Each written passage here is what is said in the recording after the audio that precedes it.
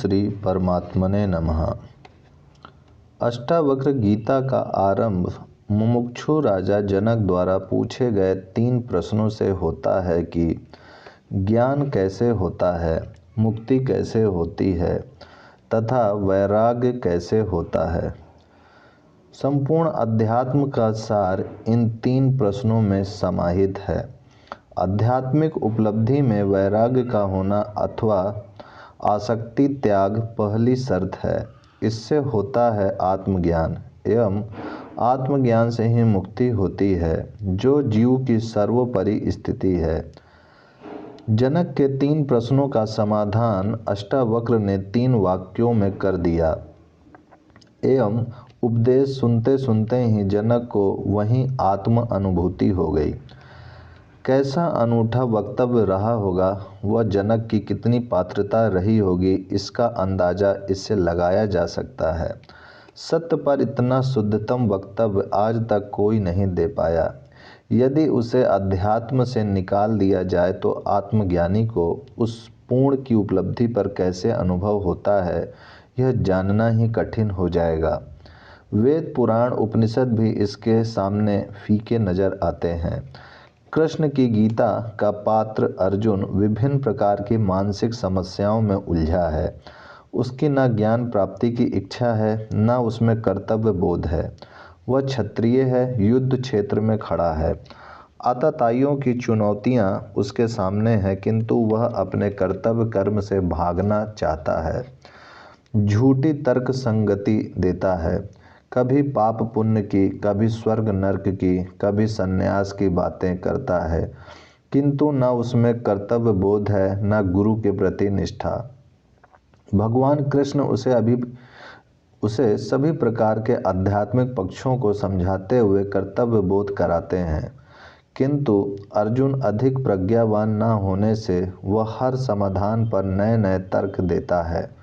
उसके ऐसी भ्रांति बुद्धि को देखकर कृष्ण ने जब अपने सारे प्रयत्न निष्फल होते देखे तो वे उसे अपने विराट स्वरूप का दर्शन कराते हैं। तब कहीं अर्जुन को कृष्ण के व्यक्तित्व का पता चलता है तो वह समर्पण के साथ ही उस दिव्य वाणी का ग्राहक बन जाता है, जिससे वह उस युद्ध को जीत सका। राजा जनक अर्जुन से कहीं अधिक नम्र, शुद्ध चित्त, मुमुक्षु, प्रतिभा संपन्न एवं गुरु में पूर्ण श्रद्धा रखते थे। उन्होंने एक भी शंका नहीं उठाई, न झूठे तर्क दिए। गुरु के कहते ही समर्पित हो गए। यह समर्पण ही द्वार बन गया, जिससे गुरु उसमें फौरन प्रवेश कर गए। पूर्ण बोध से ही घटना घट गई। आत्मज्ञान में समस्या ज्ञान की नहीं, उलझे मन की है। मन की सफाई में ही सारा समय लग जाता है, वह फिर भी व्यक्ति रीता ही रह जाता है। शुद्ध एवं स्वच्छ मन इसकी अनिवार्य शर्त है। कोई इसे पूरी मात्र कर दे तो गुरु का प्रसाद तत्काल ही उपलब्ध हो जाता है। इसमें एक क्षण का भी विलंब नहीं होता।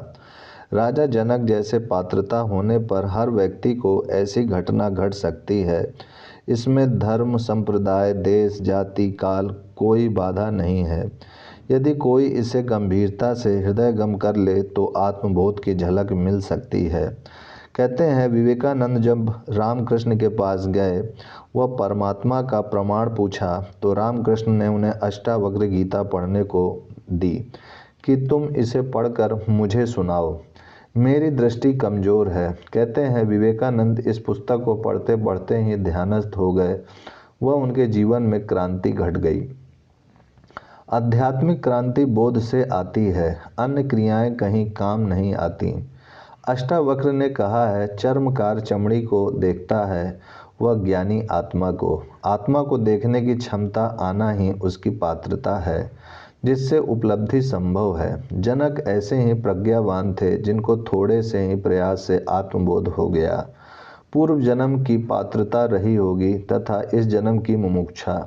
इन दोनों कारणों के उपस्थित होने से ही घटना शीघ्र घट गई। 100 अंश ताप पर पानी खौलता है। जिसको 99 अंश ताप पूर्व जन्म में ही मिल चुका है, वह केवल 1 अंश ताप मिलते ही खौल उठता है, किंतु पूर्व जन्म में जिसे 10 अंश ताप ही मिला है, उसे 90 अंश की आवश्यकता पड़ती है। उपलब्धि में समय की भिन्नता का यही कारण है। फिर मनुष्य भी 4 प्रकार के होते हैं: ज्ञानी, मुमुक्षु, अज्ञानी और मूढ़। ज्ञानी वह है जिसे ज्ञान प्राप्त हो चुका है। मुमुक्षु वह है जो ज्ञान प्राप्ति के लिए ललायित है, उसे हर कीमत पर प्राप्त करना चाहता है। अज्ञानी वह है जिसे शास्त्रों का ज्ञान तो है किंतु उपलब्धि के प्रति कोई रुचि नहीं रखता। तथा मूढ़ वह है जिसे इस अध्यात्म जगत का कुछ भी पता नहीं है, ना जानना ही चाहता है। वह पशुओं की भांति अपनी शारीरिक क्रियाओं को पूर्ण मात्र कर लेता है, वह शरीर में ही जीता है। इनमें मूढ़ से अज्ञानी श्रेष्ठ है, अज्ञानी से मुमुक्षु श्रेष्ठ है, ज्ञानी सर्वोत्तम स्थिति में है। कुछ चीज़ों का अस्तित्व है किंतु उनके प्रमाण नहीं दिए जा सकते। जो आँख से देखने की है, जिसका स्वयं अनुभव किया जा सकता है, उनको प्रमाणों से सिद्ध करना असंभव है। अंधे को सूर्य को प्रमाणित करके नहीं समझाया जा सकता, उसे रंगों का ज्ञान नहीं कराया जा सकता। प्रेम, दया, करुणा, दर्द, पीड़ा, आनंद को नहीं दिखाया जा सकता, न उन्हें प्रमाणित ही किया जा सकता है। ये स्वयं के ही अनुभव में आती हैं। बुद्धि की एक सीमा है जहाँ तक ही यह निर्णय ले सकती है। आत्मा, परमात्मा, ब्रह्म आदि उसकी पकड़ से बाहर है।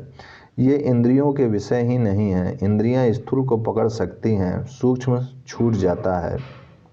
सूक्ष्म को पकड़ने की विद्या दूसरी ही है, जिसका उपयोग करने पर सूक्ष्म भी ग्राह्य हो जाता है। यह विद्या ध्यान व समाधि की है, जिसमें व्यक्ति स्थूल जगत के पार सूक्ष्म के भी दर्शन कर सकता है, उसका आभास या बोध प्राप्त कर सकता है। स्थूल सूक्ष्म का ही रूपांतरण है। यदि सूक्ष्म जगत नहीं है तो स्थूल की उत्पत्ति भी असंभव हो जाती। अज्ञानी स्थूल को ही पकड़ पाते हैं, वह ज्ञानी इस सूक्ष्म को भी पकड़ लेते हैं। अध्यात्म इसी सूक्ष्म को पकड़ने का ज्ञान है। इसकी कुछ शर्तें हैं जिन्हें पूरा किए बिना सूक्ष्म का ज्ञान नहीं हो सकता। आत्मज्ञान के लिए निर्विकार चित्त व साक्षी भाव चाहिए। महर्षि पतंजलि ने कहा है, चित्त की वृत्तियों का निरोध ही योग है। इन चित्त की वृत्तियों को रोकने की विभिन्न विभिन्न विधियां हैं, किंतु उच्च बोध होने पर इन विधियों की आवश्यकता नहीं पड़ती। भगवान बुद्ध ने भी कहा है कि जो समझ सकते हैं उन्हें मैंने बोध दिया है, वह ना समझों को मैंने विधियां दी हैं। ना समझों के लिए बोध काम नहीं करेगा, उनके लिए विधियां ही ठीक है। राजा जनक में बोध था, विद्वान थे, समझ थी, अतः अष्टावक्र ने उन्हें कोई विधियां नहीं बताईं। न यम नियम साधने को कहा, न आसन मुद्रा प्राणायाम बताए, न जप तप के लिए कहा, न गायत्री पुरस्चरण करवाया, न पूजा पाठ की शिक्षा दी। सीधे बोध को छुआ, वह जनक जाग उठे। यह जनक का कौशल्य था कि जिसे सुनते सुनते ही आत्मज्ञान हो गया और कुछ करना नहीं पड़ा। गुरु ने भी उपयुक्त पात्र देखकर अपनी पूरी शक्ति का प्रयोग किया होगा, तभी यह संभव हुआ। ओम शांति शांति शांति।